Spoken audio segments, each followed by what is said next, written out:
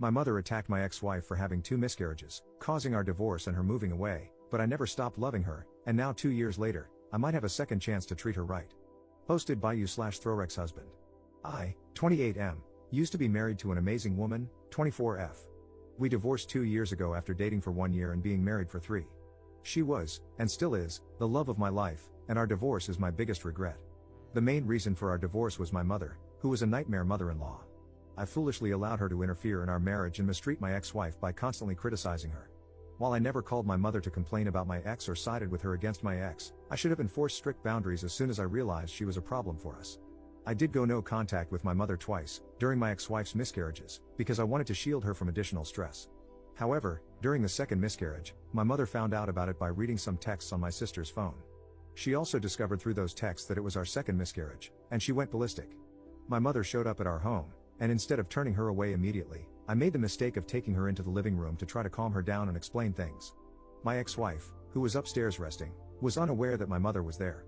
My mother pretended to calm down, but when I went into the backyard to bring our cats inside, she went upstairs, woke my ex-wife, and screamed at her for ruining my relationship with her. She also made horrific comments about my ex-wife being barren. By the time I got upstairs, 5 minutes later, as the cats weren't cooperating, my ex-wife was in tears. I kicked my mother out immediately, but that incident was the final straw for my ex-wife, and we split up a month later. We agreed to remain friends and acknowledged that we still had feelings for each other, but the relationship was no longer beneficial to her. After the divorce, she went to stay with her father in the UK and ended up getting a job through one of his friends. The divorce devastated me. I went no contact with my mother and started therapy, which helped me understand that my relationship with her was toxic. I learned strategies to manage communication with her, and now we're low contact, only speaking at family events. According to my siblings, she still doesn't see what she did wrong, so I have no plans to move beyond low contact with her. I've never moved on from my divorce. In fact, I think I'm even more in love with my ex-wife now than I was before. I haven't dated anyone else, and she's constantly on my mind. During the first 6 months of her living in the UK, we didn't speak. However, on our wedding anniversary, she sent me a text that read, "Happy anniversary," insert nickname she used to call me, followed by, "I thought we agreed to stay friends, loser." After that, we started texting each other occasionally, for example, on my birthday, her birthday, and my brother's birthday. For my brother's birthday, she sent his gift to my house, and I passed it on to him. Quick note, my brother is gay, and he and my ex have been best friends since childhood. He's the one who set us up on our first date, so there's no weirdness here. In her second year away, our communication became more consistent, resembling a typical friendship. During one conversation, I told her about the therapy I'd undergone after she jokingly asked if I'd cut the umbilical cord yet. She also told me about 2 men she had dated and how those relationships ended.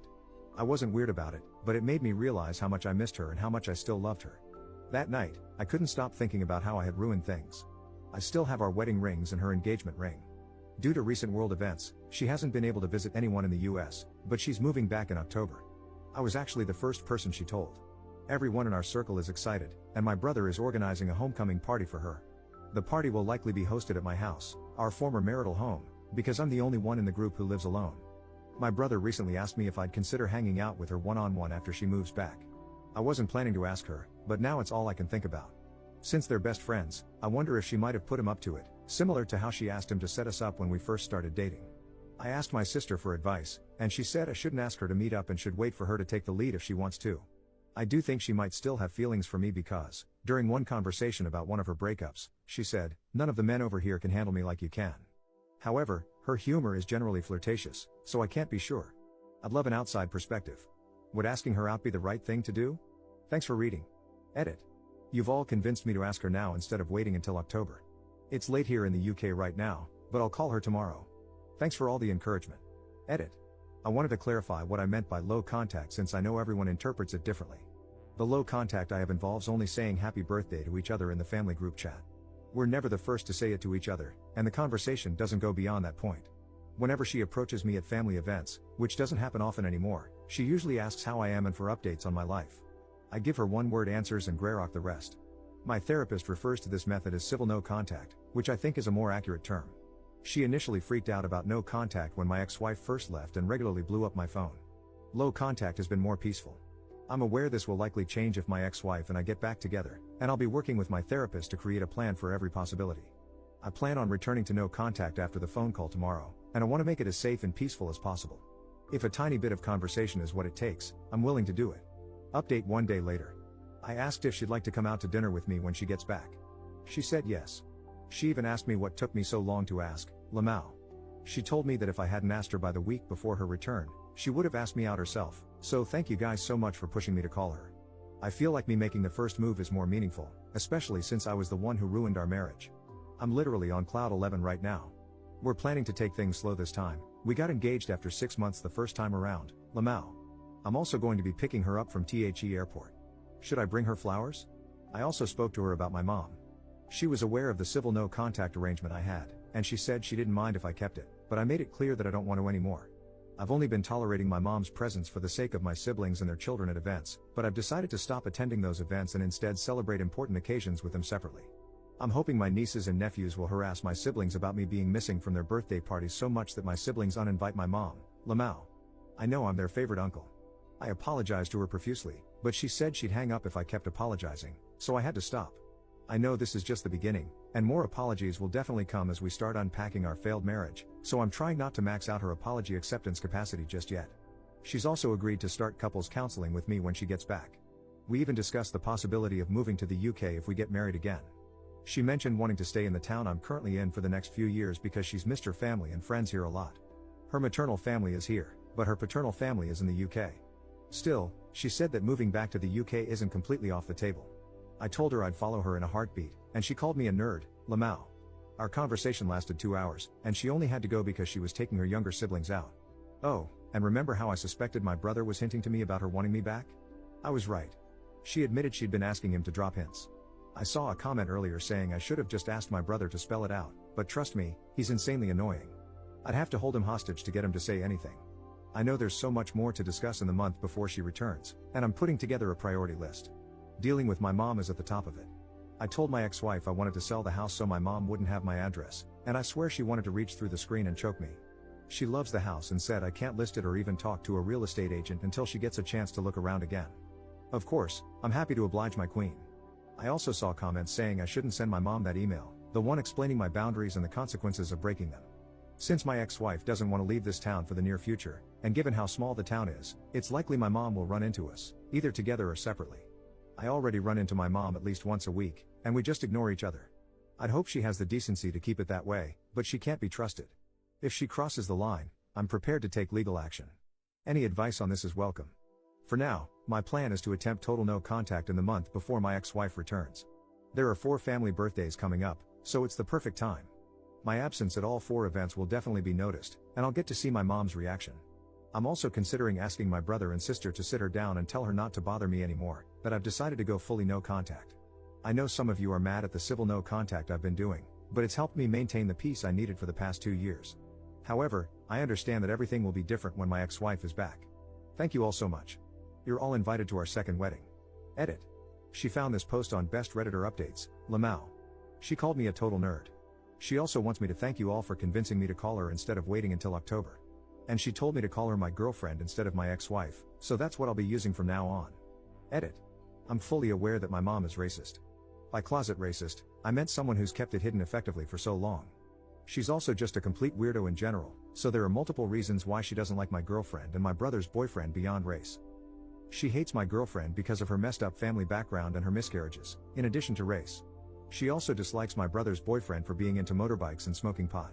She's incredibly absurd, so at the beginning, I wasn't sure if it was racism or not, but now it's pretty obvious. My sister's boyfriend is also black, he's my girlfriend's cousin, we set them up, lol, but he refuses to meet my mom because of how my girlfriend was treated. Interestingly, she's never commented on their relationship. Edit. I doubt any of you are still lurking here, but I thought I'd give a mini update. After spending some time on r/justnormal and speaking with my therapist, I've decided that the best course of action for re-establishing total no contact is to have a lawyer contact my mother. I reached out to a good lawyer today, and we're going to begin drafting a letter to send to her. Some of the things I've seen on here have worried me, so I've also started collecting evidence needed for a restraining order. I'm not sure how effective old texts and videos will be, but it's worth a shot. My girlfriend thinks I'm being too militant, lol. I think her time away has made her forget the worst of it, but she appreciates that I want to protect her. For clarification, since some of the comments seem to assume otherwise, we are not moving in together. My mother does not know the address of where my girlfriend will be living. Second update 1 week later.